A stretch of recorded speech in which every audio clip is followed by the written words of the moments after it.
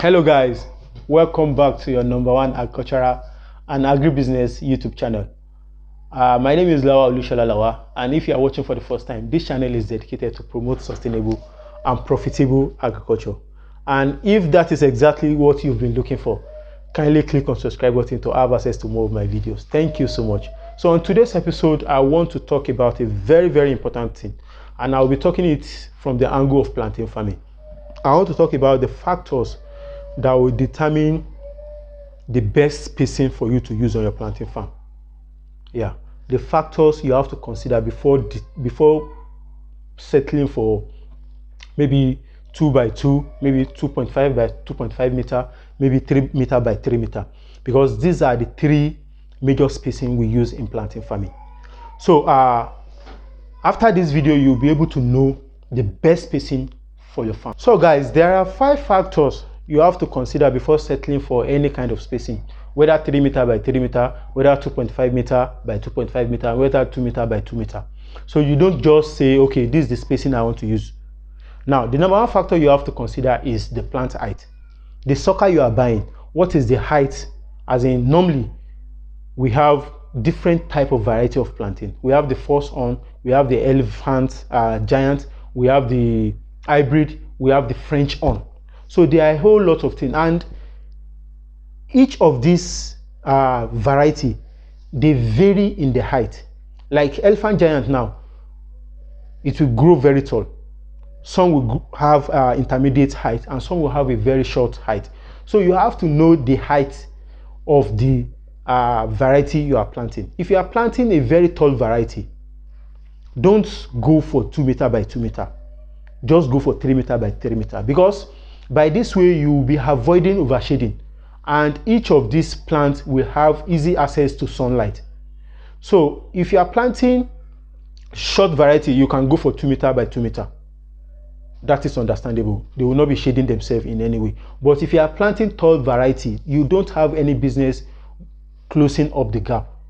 That is the #1 factor you have to consider. The 2 factor you have to consider, especially in a new farm, is that if you are planting only plantain, you don't have the plan of intercropping, or you have a plan of intercropping. So this is another factor that will determine the spacing you should have. If you have a plan of intercropping, maybe you want to put crops like chili pepper, you want to put crops like soya bean, or you want to put crops like melon in between the row, you must not, is a must now. you know I use must. You must not close up the gap. You don't have any business using 2 meter by 2 meter. So you have to widen up the space. You have to use nothing less than 3 meter by 3 meter. So that those space can accommodate. Then you will not be having a kind of congestion or competition. So if you are planning of having soya bean, melon, or pepper, or okra, or any other thing in your farm apart from the plantain, you have to use 3 meter by 3 meter. #3 factor you have to put into consideration is the soil fertility. How fertile is the soil on your farmland? If you have an average soil, or you have a soil that is not that fertile, if you don't have a fertile soil, a loamy soil, in the first place, I won't advise you to set up plantain on that kind of land, because plantains are heavy feeders. So, but if you have an average soil, so you have to space it out.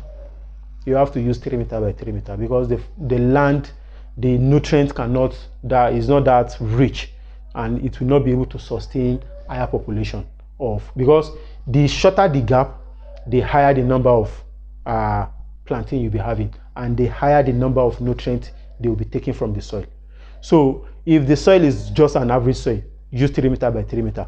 So, but if the soil is so much fertile, maybe in the case of you are using a virgin forest and it is very fertile, in the first year you can use 2 meter by 2 meter.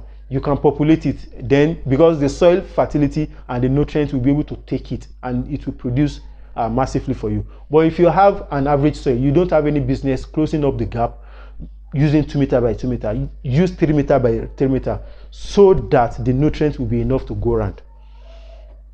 So, and lastly but not the least, about the factor you have to consider, another thing is the elevation of your farmland. The elevation of your farmland.